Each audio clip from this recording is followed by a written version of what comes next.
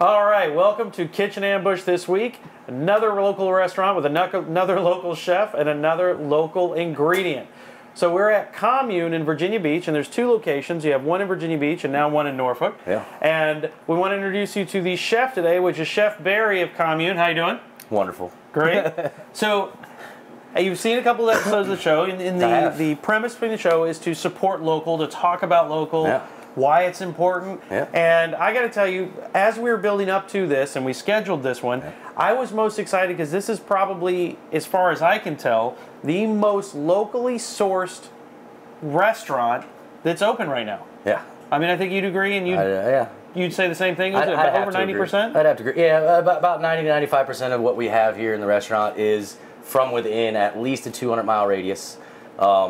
We try to boast as much stuff from Pungo, Virginia as possible. There's a few things we get from out of state because we have to, but it's only because we want to get things that are grown in the right way and the right product. Right. For instance, our cheddar cheese is now coming from southern PA just because there's nobody in North Carolina or Virginia that's doing aged cheddar.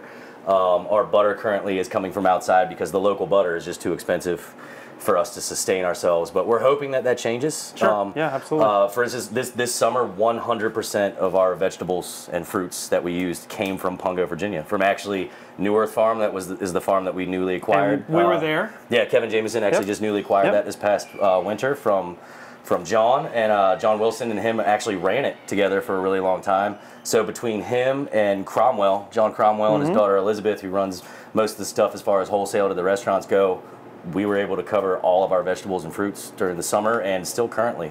Which is exciting because then when you guys are, rolling out new menus and things like that, it is literally menus based on things that are growing right now. Yes, and it changes week to week, day to day. Right. You could come in one morning and have a brunch that you absolutely love and fall in love with, and come in the very next day and I'd have to break your heart and tell you that it's gone forever, or at least until the weather gets better or something happens. So we are literally at the bay of Mother Nature. It makes our job a lot harder, but it also makes it a lot more fun. Sure. So we're able to play a lot more and experiment and make things work. So. And I think that's what people need to understand is that, certain products grow certain times a year. Yeah. They're not year-round. There's certain things that aren't going to come to you year-round because the climate changes, temperature changes. I mean, everything from how it affects the soil to the gestation period. So you guys are making menus that are incredibly locally sourced. Yes. I mean, we got to be out at New Earth when they opened up the market, see the field, see what was growing. But then at the same time, that means you're getting products that taste incredible. Yeah. No, I mean, first and foremost, when you eat locally, it's going to taste better. Yes. That's the very first thing I'll tell anybody. When something is vine ripened or field ripened and you're eating it within 48 hours, even a week, it's going to taste better than the average thing you get from the grocery store because that thing may have to travel 400 miles and be ripened in a box. And, one of the things that really brings that home is tomatoes. Yes. You can have a tomato, you'll go to a place and have say a chain restaurant or something like that and have a tomato and it has no flavor whatsoever. Yeah. It looks like a tomato, it's round like a tomato, but there's nothing there. Yeah. And then you go get something that's right out of a garden, and all of a sudden it has this flavor and people get confused. Yeah, and that's the sun. Yep. So as a tomato turns from green to whatever color it's going to be, it could be yellow, could be green, could be dark purple, could be red, that's when the sugars start arriving. It's from that sun. And the more vine ripened it is, the better it is. So if it doesn't have time to sit on the plant and have those sugars and those acids kind of mix and grow and become delicious, you're literally getting something that was picked a week or two before it's ever going to be ripe in a field, put into a box, traveling 2,000 to 4,000 miles to get to you, and sprayed with a gas that was actually invented by a guy from here in Virginia Beach. No kidding. So a guy that lived on the Shore Drive area of Virginia Beach was the one that invented the gas that they spray on tomatoes to ripen them in a box. To force ripen them. Yeah, it's kind of crazy. Wow. But yeah, it's a local guy too, so local. So everything's about what's local. And and that's the big plus. And as you guys were kind of building these concepts and you were working through recipes, you mentioned sometimes they work, sometimes they don't. Yeah. It is that trial and error over real product. Yeah. And then I think you know, we talked to Brian at Esoteric and even at the farmers markets, that local actually has more than, it goes past just a sign on a wall somewhere. It does. It's first and foremost, sustainability is just important. We're killing the earth. It's inevitable, and it's in our face every single day, whether you want to believe it or not. All you have to do is pick up a newspaper or look at the news, and you can see that something is definitely happening in the world. Through sustainability, we're putting money back into the local economy, first and foremost. I would love to see the guy down the street that I shake hands with to pick up my potatoes make money over some random company that has a whole umbrella company that you don't know where the money's going. Right, exactly.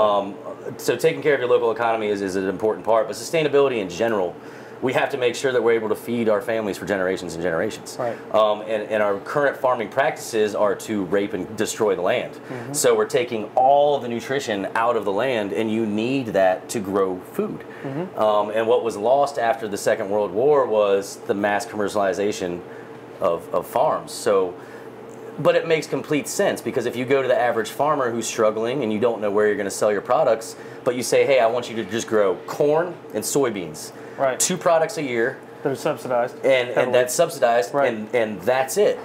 But we're going to pay you X amount of dollars guaranteed. Right. The average farmer is going to say, yes, I want to make sure my family is fed and that my kids are going to go to school. But at the same time, they're wasting their land. Yeah. So when you drive through these areas and you just see desolate, open fields of nothing that probably had corn in it during the summer, they're wasting things.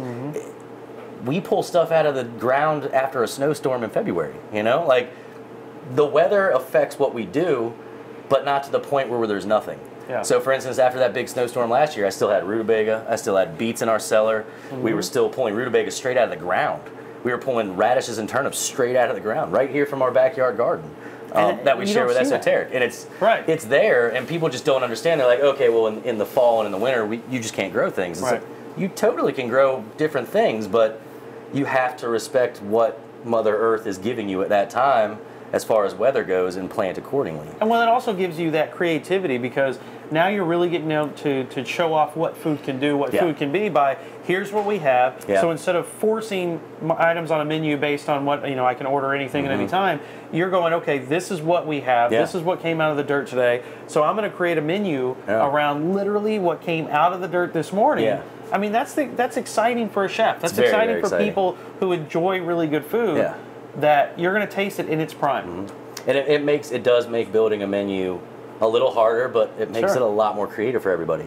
So we do it in the opposite way that I've done my entire career. So instead of thinking of an item and then sourcing, we source everything we can, and then build a menu around what's there. And then you have all around the restaurants, all around you have where you're pickling, you're jarring. So if you have something that's plentiful now, you're preserving it so that when you don't have it, you still have access to those kind of items for your menu choices. Yeah, it's one of those get it while the getting's good type situations. It's and it's amazing. Yeah, if you come to the restaurant and you want ketchup in January, if I didn't put up enough tomatoes, then you're probably not going to have the little thing like ketchup, you know? So it's one of those things, and especially now that we have the ABC license, we're doing things like putting up a lot more tomatoes so we can have Bloody Marys in the middle of winter and stuff like that. So. Which is crazy to think about. That it's, again, you know, when I think what was really neat for me when I went in and got to tour the kitchen over in Norfolk was, as I went in there, you're not seeing stacks and stacks of boxes from a manufacturer or a Cisco or one of the other big chains. You're seeing a couple of bulk items,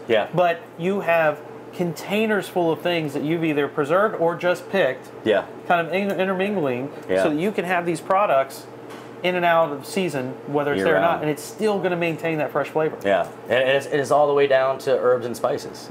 So it's if we don't dry enough oregano or basil or the little things, garlic, you know. So when we grow garlic out at the farm, if we don't dry enough bulbs of garlic, we won't have garlic in the winter. Same thing with onions. There's a lot of planning, and the great thing about it is, being with somebody like an owner like Kevin has such a vast understanding of how, when, why things are grown. And me having my interest in the same thing, it's really easy to bounce these ideas and these plans off of each other all day long. And then we have Marion out at the farm who does all of our seeding, and it's really fun. And so I talked to Marion and David, who's our farm manager at New Earth, almost on an everyday or every other day basis. Which is pretty awesome to think about. Yeah, I mean, it may be awesome. Who knows? They might love it. They might hate it. I don't know. It works. I could be annoying at times and call you over and over and over and over again about something I have a question about. But yeah, they're great people, and they really love what they do too, which makes my job a lot easier. Yep. So, and their willingness to grow whatever's on our brains. So every once in a while, me and Kevin will come up with something like, "Oh, we should grow that," and then it'll just be like one of those things you write down on your pad and forget for 10 months, and then the next year they're like, "Oh yeah, by the way, we grew burdock for you this year," and I was like, "You got burdock?" So we have this whole like surprise. Yeah, we actually have burdock out of the farm right now. That we don't know how much root is going to be down there. The tops look really nice and healthy, but yeah, just strange things that we haven't dealt with or planted, and or Marion will grow something. I discover new things every single year going out to these farms, and like some of them are wild edibles, some of them are cultivated. Where I'm like, what is that? She's like, eat it, and then so you're getting a chance to learn and really understand what the product is from its most natural state. Yeah, and so that way you can utilize it and develop flavors that it was meant to be in the first place. Yeah, and it'll be new stuff. Right here, you should actually try this. I don't mean to get out of camera, but so this stuff. That's what it's about. It's live. This stuff is called Burnett. Right on. Tell me what that tastes like to you. This was a new thing to me this year. Wow, that's kind of crazy. It's like cucumber and melon. It really is. Combined. It's mild, but the flavor is still there. It's crazy, right?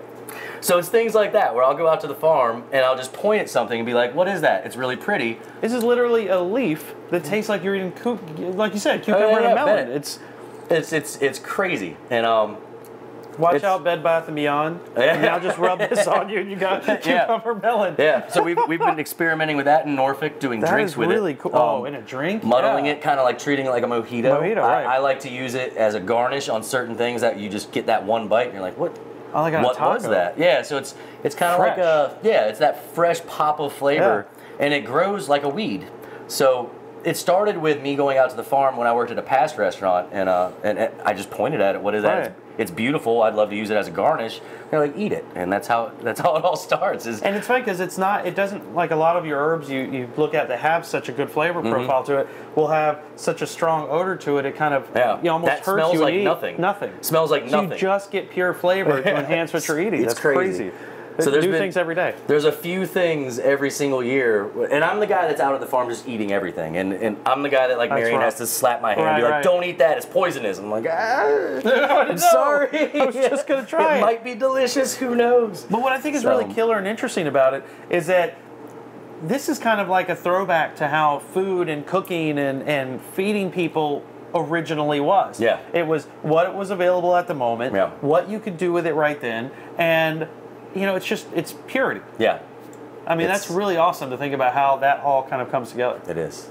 So, dude, that's really cool. It's neat. That's one of three things that was this summer and late spring that I got really excited about was that one. And if we can grow enough of it next year, there may be a dish just centered around that plant. Well, you let me know when that happens, because I'm really interested to see how that plays out. It's going well with the drinks so far. So and you guys do so many things. Like between here in the Norfolk restaurant, you've got events that are taking place, not just everyday restaurant operations, but you actually are doing a lot of events now. Yeah. We started with doing dinner in Norfolk and decided that the space was so good for events that we would like to pursue more of those. So we're still sticking with the breakfast lunch, and we do the same exact hours as Virginia Beach, but I mean it's a beautiful room. We probably fit about 350 people, 400 people in there. So we've done a lot of weddings that were actually, because it used to be work release. Right. Yep. So, brides plan their weddings a good year in advance. Oh, sure, absolutely. So we've had to cover a lot of weddings that were already planned, and now we're just doing a bunch more. So we're trying to do a lot more music, a lot more business. Yeah, art openings. We actually currently hanging on the walls right now is the employee art show. And we went by and saw that. It's so good. Amazing. Yeah, really cool. So good. And I got to stop by a couple times watching everybody do that artwork. Yeah. And that was really neat. Yeah, Scuba Steve is actually still there finishing his main install. The one on the main big wall. The big wall. And that closing party will be on Friday the 13th. So we'll have a big we'll have a big party on Friday the 13th, and that'll be the closing of the employee art show, and then it gets followed up by one done by the Wadsworths. Very cool. There's one that's like the Day of the Dead that happens during the Neon Festival and stuff like that. I really like that idea. We're gonna have a band, and he has like crazy candy skull painted like go-go dancers going on, and we're gonna have a special menu that kind of like centers around Day of the Dead, Mexicana, and stuff like that. So it should be. So the old De los Muertos, you know, the it vibe should all the be way pretty through. fun. That'll be on our calendar to be at for sure. Yeah. You know, and I did get a little bit of sneak information while you were prepping and getting ready. I was talking to one of your events people who said that there's a special contest that's going to be rolled out very soon about winning a Christmas party or a holiday party at Commune. Yeah. So pretty soon here coming out, you're going to be wanting to follow their social media because I know I'll be following for that party information and, you know, putting my name in as many times as humanly possible. Yeah, yeah. But, you know, those are kind of the exciting things you're doing to kind of shake up what happens. Yeah, and I think that the Neon District out there is just right on the cusp right now. And it's so good to see everything that's changing and how fast it's changing. And Commune in general, our company, and Kevin said since day one, it's not just about food. It's about farming and sustainability, food and art. I don't know if Kevin went into that with you, but he actually, I guess he was a art dealer for a little while as well. Yeah, it's so just a really neat art background. is great. Yeah, and then everybody that works for this company does something else artistic on top of whatever they do. Right. So I myself play music. Scuba Steve is he's my favorite barista of all time. He's the one doing the art out at the restaurant right now on the big wall. Megan, another one of our front of the house, put her art in there. Ashaya is an amazing baker. She's in the head of all of our pastries and baking. She went to school at Rhode Island School of Art, does amazing, amazing things. I mean, it's really cool to be around people that have other interests on top of what they do. Yeah. This is a labor of love, but it's really cool to find out that everybody loves something else as well. But it's pulling people back into the fact it's not just putting food on a plate. No. It's not just, you know, this is what I have to do to survive. Yeah. It's creating kind of life inside a cycle. Yeah, and it's putting a little bit, we don't ever want to get preachy. Right. But we want to have people have this information. You have a message without... The biggest misconception is if something is local, organic, or a heritage seed, it should be more expensive. Right. Why? It's only more expensive because not enough people are buying local. Exactly. So the more people that buy local, the cheaper it becomes for everybody because the more the farmer can grow, the more we can all buy. It literally is a life cycle. The more we support each other, the more we're all going to grow. So it's one of those let's grow together or let's fail together type deals. Pretty much. And it's one of the few things that people don't realize. It is totally, completely in our hands and our control, whether it works or not. Yes, completely. If we all make the commitment, if we all do it together, we all you know just go hand in hand and do this, it works. Yeah, and it's completely understandable why people do things. Like the supermarket is convenient. Sure. You know, I'm just as much to blame for that as possible. You know, at 10 o'clock at night, the pregnant girlfriend is hungry. Am I going to drive all the way down to the farm? Probably not, but I could. But I would go to the grocery store. But at least once a week, take a trip out to Pungo. It's so close. It is 12-minute drive from where we're standing right now. It's a total of, I think, 8.5 miles from here to the edge of Pungo. And it's right there, and everything is there year-round. Right on. And if you become good enough friends with these farmers, even if their market's not open, and you call them because you're that good of a friend from them, because you want and buy their stuff often, they'll leave some stuff out for you. Yeah. You know, so it's just one of those things. The more we support each other, the more we're all going to grow together. And I love that about this company. Yep. And I'd love to see every other company and everybody around us grow in the same way. And that's why, like, you know, Brian right next door. Yep.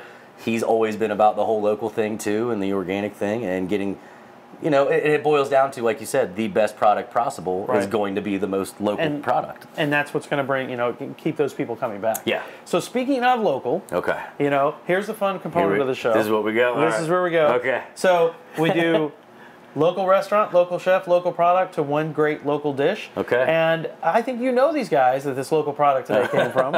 They are a Kitchen Ambush alum. And they were actually the first Kitchen Ambush, and that's Pendulum Fine Meats. Oh. So when I was talking with Dylan. when I was talking with Dylan and Dana, we went round and round and round about what product will come out here that could challenge you from a culinary standpoint, but also be kind of true to what they are and what they're doing. So as I reach over here and grab the box, this is our Kitchen Ambush toolbox. Inside you will have from Pendulum City Ham. City ham. All right. Now, when they first told me that, I'm thinking, wait, okay, you're yanking my leg right now. Yeah. This is city ham, a cousin of country ham. All right. So it's brined instead of salt buried, and then it's an 8-hour hot smoke, so it's less salty. It's got a little more sweetness to it. Okay. Very akin to what you think of in some of the deli meats. Okay. So they thought that'd be a fun challenge for you. Of course. Yeah. So I'm going to turn this over to you now. They don't. Of course, they don't want to make it easy. No. That'd be not fun at all. Dana was all ready to give you a hot dog if they had them. They would have had their smoked hot big dog. Big up to your hot dogs. Dylan makes a very fine hot dog, whereas we all know that I cannot make hot dogs.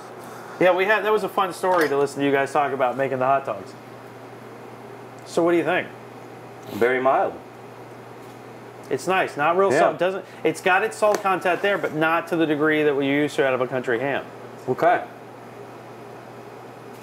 So now your challenge is to put a plate together that kind of showcases what you do, and highlights this amazing local product in about 15 minutes. We can do this. I think we can. I'm ready to eat. All right, let's do it. All right. So what's your first thought? Well, right now, it is fall. It is full-on fall. So we have alliums from the spring and the summer. So we're going to deal with some onion. Apples are in full swing right now in Virginia. Oh, you're right in my wheelhouse with an apple and an onion. We are still full-on in pepper season out at New Earth Farm in particular. And we have a whole bunch of early winter squash and fall squash and stuff like that. I got a couple experiments in the house that we can incorporate into this. Yeah, I love looking at the containers marked Chef Experiment. That's fantastic. That's just so nobody questions what it is. There's nothing wrong with that at all. Okay, cool. So I think I know what we're gonna do. So we have some beautiful Carolina gold rice. We get the best peanuts in the world are grown here in Virginia. These are Hub's peanuts. We get them roasted from them, and then we cold smoke them here in house. That's fantastic. Don't ever, Jameson comes through the door, he grabs those every time. You cannot keep the man away from his smoked peanuts. They're his favorite thing in the world. They smell fantastic. Yeah, they're really nice. So just a little applewood smoke, probably 20 minutes, full smoke. But they come in already roasted. If anybody has access to get Hub's peanuts, I highly advise it. There's a reason Thomas Keller uses nothing but Hub's peanuts. Absolutely. And Virginia tends to have the best peanuts in the world. So again, local product used by, really a world-renowned chef. Yeah. Because we have great sourcing here. Yeah, Seedley, Virginia. Same home of where Dave and Dee's used to be and all that kind of stuff. And so it's a wonderful place out that way.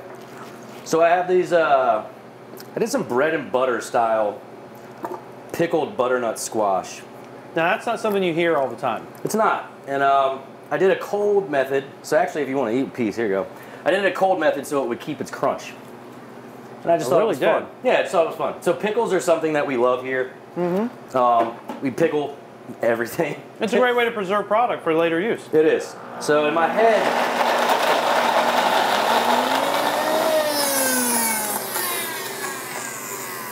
I feel like pureeing it. It's going to be a little hard because we kept it as a cold pickle. If we add a little bit of pickle juice to it. That's a really good pickle juice too. It's nice, right? Yeah. And then a little bit of butter. Yeah, you can really never go wrong with butter. And if I do this cold, the butter won't really mix through it, but when I put it in a pan to warm it up, it will. Nice.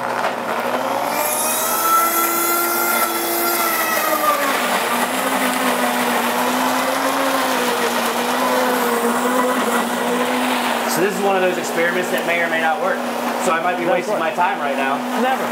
I may be wasting my time doing this right now, but there's never a waste of time when it's playing with food. We won't know until we get there. Exactly. But a lot of our failures here have actually turned into triumphs. Well, what's nice is instead of just putting, typically what everybody does, put the fat in the pan, let it heat up, and then throwing the product in, you're going to actually fold it together. Yeah. Almost like with baking. You fold the butter in and then put it to the heat. So that works out. That'd be nice. Pretty much. So it may turn out to be great. It may turn out to not be, but either way, it was fun to do. Like I said, we'll find out when we get there. It sounds good in my head, Yeah. And that's kind of how all these ideas happen. It's always the best stuff in the world when it sounds good in your head. Yeah. So one of the best failures to triumphs I had. One of my favorite line cooks I've ever had in my entire career. This kid named Will, who actually recently left us this past year to go learn about the joys of hemp farming. Right. He's always had interest in making hempcrete and really utilizing the hemp plant, which is, it's the second strongest fiber in the world. It does a lot of things for the soil as well. It's one of the best things you could ever put in soil. It's like planting sunflower seeds. It's just wonderful all around. We were just further roasting some Hubs peanuts, and he forgot about them and burnt them all to hell. So anytime that kind of stuff happens here in the kitchen, it turns into a learning process for the employee. Oh yeah, absolutely. We like to include everybody as much as possible. So we handed them to him and we said, hey, you got 24 hours to figure out what to do with these. He came back the next day and pureed it up with a little bit of warm water and honey, and it came out tasting like Nutella but with peanuts. So we dubbed it Peanutella. Peanutella. And Ashaya, our baker, started making croissants and stuff out of it. So we had Peanutella croissants. It was amazing and wonderful, and I loved it. So mistakes become gold. Yeah. Another time we burnt peanuts, and we found out if we actually add a little bit of bene seed to it, a little bit of extra salt, and just puree it with water, it came out tasting sort of like a soy sauce. Wow. So we've done, on Chinese New Year, we did a bunch of Chinese style stuff, and now we have a way to make a soy sauce flavor when soy sauce is not readily available here in Virginia. Right on. And it's one of those things, if I can't get it, we can't use it. And you have to move on and try something else. And we really, really stick to that outline. Right. There's no break or bend in it. It's just, this is the way we do things, I'm sorry. And some people get upset time to time, but for the most part, the locals here especially have been really into that. Well, it's a change of thought from what everybody's used to. Yeah. It's like, the big avocado debate. Yeah. You'll see avocado coming out of squeeze bags and pouches and things like that. And so people just think avocado is year-round available, and it's not. Yeah. We get a few comments here and there. People, they're just like, you ain't got no avocado? I'm like, no avocado. I'm really sorry. Or lemon for their water. Or Diet Coke. For some reason, people come at us about not having Coca-Cola products over and over again. And nothing against Coca-Cola, but that's not the methodology you're going here. Right, exactly. And it kind of goes against the health aspect of what we're trying to go at, too. I mean, not to say that everything here at Commune is healthy. You can come in and get fried chicken and cover it in hickory syrup. But it's real food. But it's real, because we know where it came from, we know who grew it. And for the most part, I can honestly tell you that I've shaken the hands with the person that grew that produt. That you actually got it from, that actually put it together. And that's the beautiful part of it. Yeah, that's the beautiful part of it. So for instance, like right now, our pork is coming from Derek Eason at Cartwright Family Farms. Right on Muddy Creek, 2 miles and a mile and a half away from Newarth. Nice. When we don't use him, we use Flay Trillium and his family up at Autumn Olive Farm. They're up in Waynesboro, Virginia. Amazing family as well. State champ Berkshires, man. You cannot beat that guy's pork. No way. I love Derek to death. I love you, Derek. The Clay has the best pork I've ever tasted in my entire life. So what you got in the pan now? You've cooked the onions down with some butter, salt and pepper. Now you add your apples in. A little butter, salt, pepper, onion, and I'm putting an apple. But then I'm gonna change it up because we all know I love my pickles. We have some softly pickled apples. Oh, look at that! And that's gonna go on the dish as well. And then we have these pickled nardellos. And it's just, I don't know. I love pickles, and it's just one of those things that I find myself always adding an acid element to every dish I've ever done. People think pickles are just pickles. Like, you go to the grocery store, you buy a jar of pickles. Yeah. They don't realize how versatile that really is. Yes. So for instance, on our burgers, we'll say pickles, house pickles, and they'll get something sometime and be like, what is this? I want a cucumber pickle. And I'm like, oh, we got cucumbers too, but I figured it'd be cool with a butternut pickle on there for you. Changing up the flavor profiles to something that's right now. Yeah.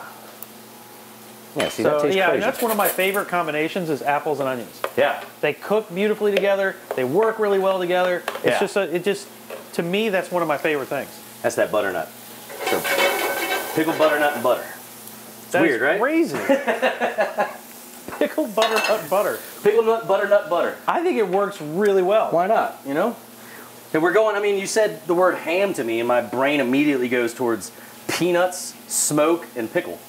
Because that's what I want when I eat ham. Totally works. So that's the route we're going to go. But that is fantastic. Yeah. I mean, because it's, you know, you're going with butter, so you can't ever go wrong with butter. Can't. But you're actually flavoring it with something that's growing right now. Yeah. You know, incorporating that pickled flavor, so you're getting the acid out of it. Yes, sir. That's outstanding. Good experiment. And we still don't know what we're going to do with it. I have a lot of it put away. So here we got some Carolina Gold Rice. All right. So Carolina Gold Rice was brought back to life pretty much by Roberts down at Anson Mills in South Carolina. It took them a number of years, I think it was 7 total, to get enough seed together to start giving it away. And the purpose of that, like any heirloom vegetable, is to get the seed out there so the more farmers that are growing it, the more accessible it is to the public. Right on. So anytime you see an heirloom come back to life, it's most likely going to be because of the SFA, Southern Foodways Alliance, or Roberts over at Anson Mills. Nice. They are the guys, as far as I'm concerned, to make all that kind of stuff happen. It's a beautiful, beautiful thing. And Carolina Gold Rice is one of those. So Carolina Gold Rice came over during the slave trade days. It's actually a West African rice grain. It's grown in a dry field versus rice paddies for sushi rice, which makes it extremely hard to harvest, extremely hard to grow. The birds go nuts over it. But to harvest it, I mean, it's just like walking through a razor blade field. Oh. So if anybody's ever like, hey, come take a tour of my, no, don't do it. Make sure you're totally setting you up for the wrong thing here. Make sure you're wearing a long sleeve shirt and some long pants, because you will walk out of there bloody. But it's a beautiful thing. Now that enough people have it, we actually source ours from a Carolina plantation out of North Carolina. But so many farms carry this product now, and hands down is the best rice I've ever had in my entire life. That's saying something, because there's a lot of rice out there. And there is a lot of rice out there. For instance, our guy that does a lot of our grains, Hines at Next Step Produce, it's up by Alexandria or Fredericksburg. He grows so many types of rice, it's ridiculous. I mean, he has like Arabian red rice and Peruvian purple rice and all this crazy stuff. The Crayola box of rice. Yeah, it's really, really good stuff, but to me, Carolina Gold Rice is kind of like the epitome of what you would want a white rice to be. Right on. It's super, super mild. I mean, look at it. The texture is just, it's a lot bigger. It's very full. Yeah, and it took somebody like Sean Brock to really bring it back to chef's eyes. For instance, his dish at McGrady's in the Star, still to this day, you could probably go there and still get it, Charleston ice cream. Right. That dish is literally rice, bay leaf, butter, and edible flowers. That's it. And it's one of the most beautiful tasting things I've ever put in my mouth. And it's one of the most simple things that I've ever eaten in my life. I think you see that a lot of times with food. It doesn't have to be this big, flashy, 72 ingredient kind of thing. No. If it's really good ingredients, really good local ingredients done right, it has all the flavor you need. Hey, keep it simple, man. So now you've got your peppers in, you've added your rice in. Yes, we have Nardello peppers that have been lightly pickled. There's a Granny Smith apple, and there was caramelized onions, and now we just put the Carolina Gold Rice in there. And we're actually going to treat the ham more like a steak. So we're going to be getting a pan really hot.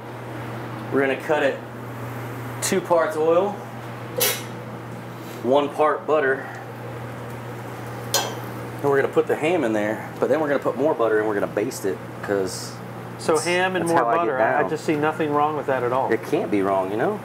And we got this beautiful ham, so... Yeah, we got to talking about the ham. We got to try it last night. It was delicious. Yeah, it's very, very nice. So we're going to just do some nice big finger thick style cuts.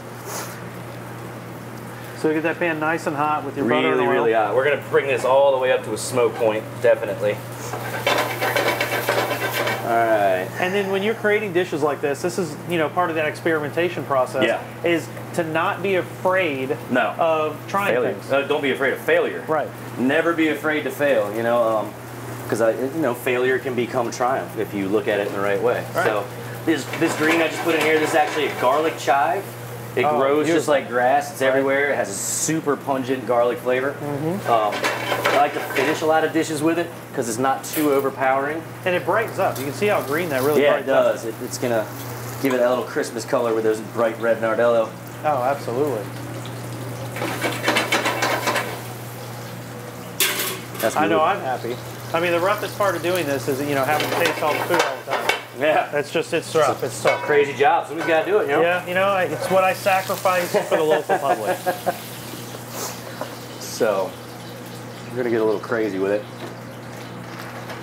And so you got the peanut still and your pickled butternut butter. Yeah. So butternut butter. I just like that. I just like that title, butternut butter. It's crazy. All right, so we're gonna crush these peanuts down. Just using a very fancy method. Yeah. You know, the grandma method. Yeah. I mean, it worked for her. It works for everybody else too. There was no blenders back when she was cooking. No, no RoboCoops. No RoboCoops. So we just kind of get that crunchy. We're gonna put it right back in there. I'll crunch it up a little more. Oh, that's, I mean, with the way that the smoke came through on those peanuts, it's such a nice addition. Yeah. So we're gonna do something a little crazy.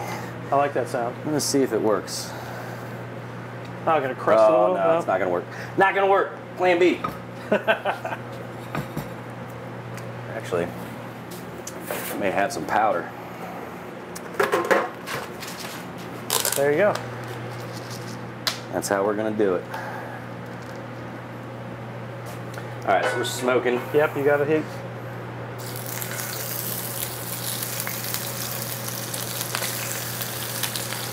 That's a good sound. All right, so we're actually not gonna add anything to that but these peanuts. So it's the same peanut, it's just crunched down a little further. Yep. Yeah. But right before we flip these and start basting, we're gonna hit it with some of this. So we're gonna get that butter flavor through the smoked peanuts, because why not? Absolutely.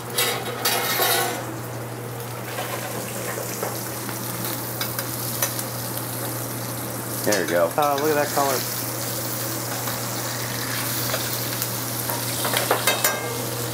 So I'm just gonna go like this.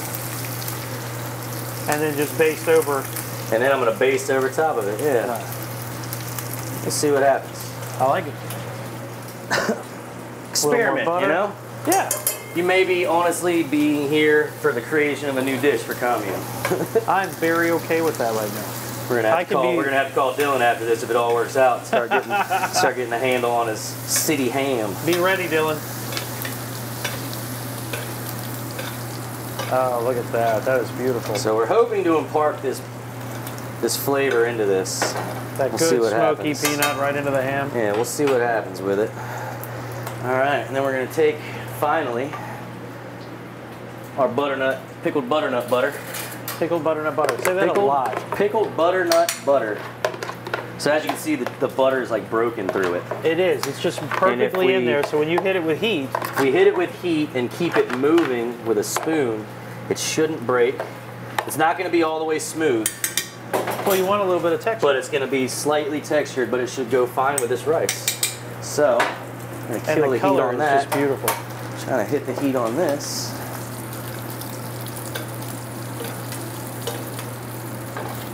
Look at that. All right, so one more time. Peanuts are going to come off of it now, but now it's just swimming in peanuts to kind of impart that flavor. You got that peanut oil with the butter, the smoke that went in with the peanut. I mean, that's just a great combination. So essentially, yeah, we're dealing with smoked peanut butter right now. Yeah. So you got smoked peanut butter, you got pickled butternut butter, and you've got pickled veg and everything inside the rice. You can tell I started my career with a Southerner, huh? Just a little bit. Just a skosh. Big up to Sydney Mears. All right. Plates are hitting the table now. We got this. Yeah, this looks good. Oh, that smells fantastic. All right.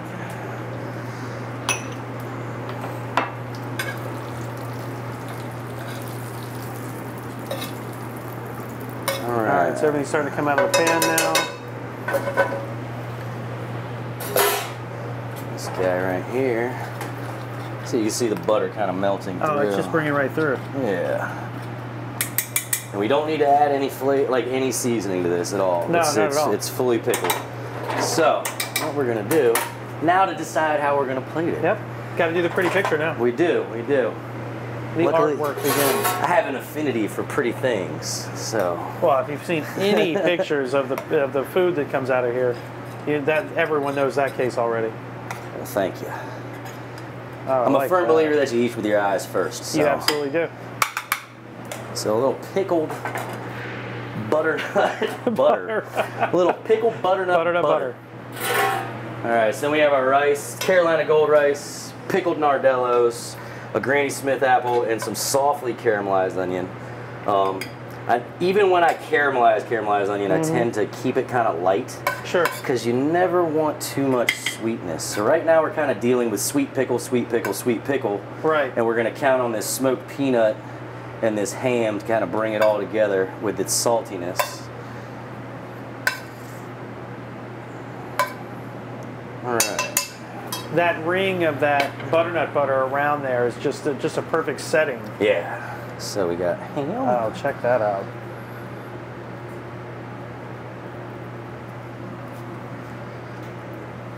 Alright, we should have a nice crisp on there. You got some nice height to it.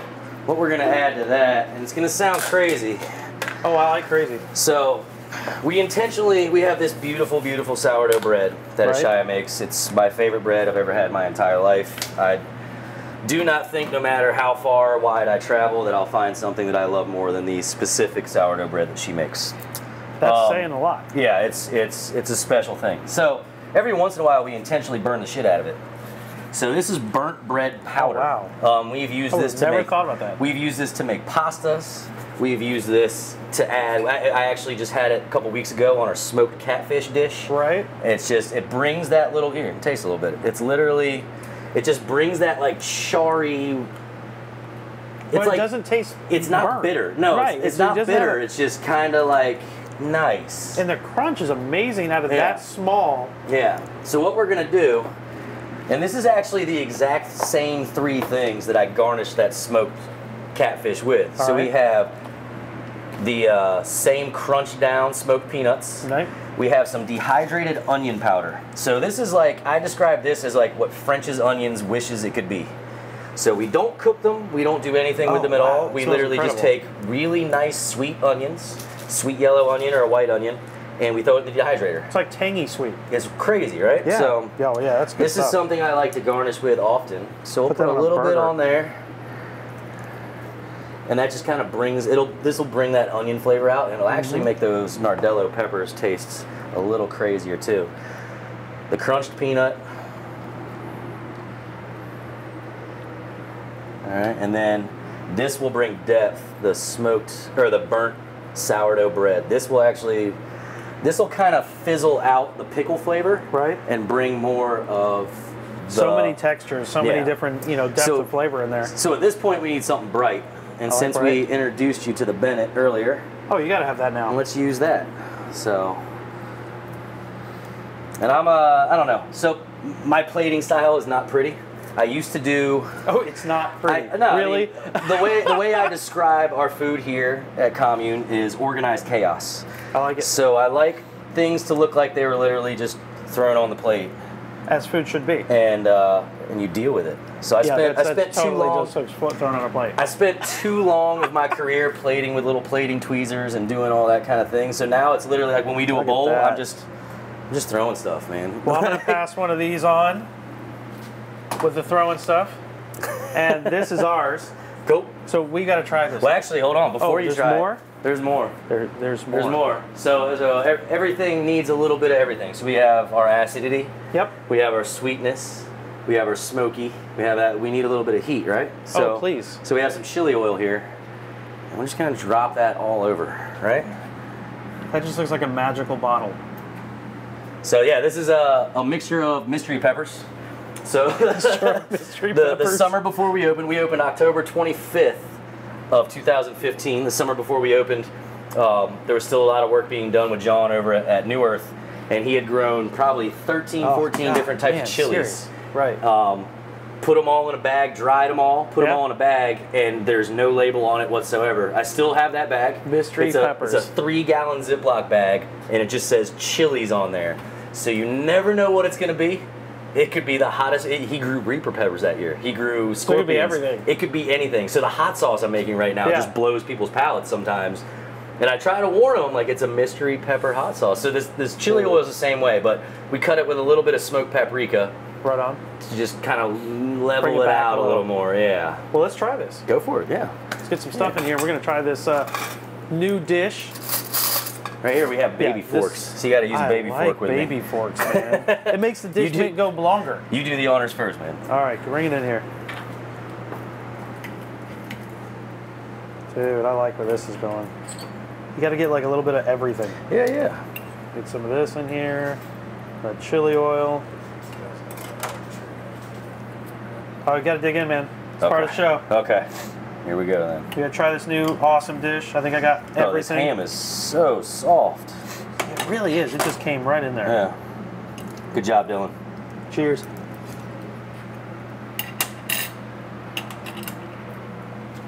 Yeah, I'd pay for that. Oh, yeah. Needs a little bit more burnt. Dude, and you know what kills me? With all the amazing flavors that are working here, you can taste this. Hopefully, yeah. It is there. It's that little bright pop. That cucumber melon out of this Crazy. little tiny leaf on something with such powerful flavors. Yeah, the first time I tried it, I was blown away of what I could do with this stuff. So it's definitely keep an eye out, especially in the early spring. There'll be a lot of menu development as far as this little magical herb is giving us. So I can tell you that is wicked good. Come on. Successful ambush. I mean, absolutely successful ambush. I would go anywhere I would drive, wherever I needed to drive to have that. And that heat comes right in the back just a little. Yeah, just a little tiny bit. And you got, I mean, the acidity's there. There's a little bit of sweet. Yeah. That's why we do this. Yeah. This is why we do kitchen ambush, because that's about as locally sourced as you can put on a plate. Yeah. Yeah, the Nardello is from New Earth, the onion. The apples and the butternut squash were from Cromwell. I mean, the rice is from Carolina Plantation. It's yeah. And the ham was done by Dylan. You can't beat that, man. You can't beat it at all. I tell you what, this has been another successful kitchen ambush here at Commune with Chef Barry. Watch us every week. We'll be at a new restaurant with a new local dish and a new mystery ingredient. And again, if you haven't gone out and tried a local restaurant, yes, start here at Commune. Please. Move yourself around. Get out of your comfort zone. There's no fear in food. No, no. Look for us on YouTube. Search Kitchen Ambush. Subscribe so you can see all of our episodes and everything we've got going on. Look up Commune Virginia on all of the social media methods there. And we look forward to seeing you next week. Man, that...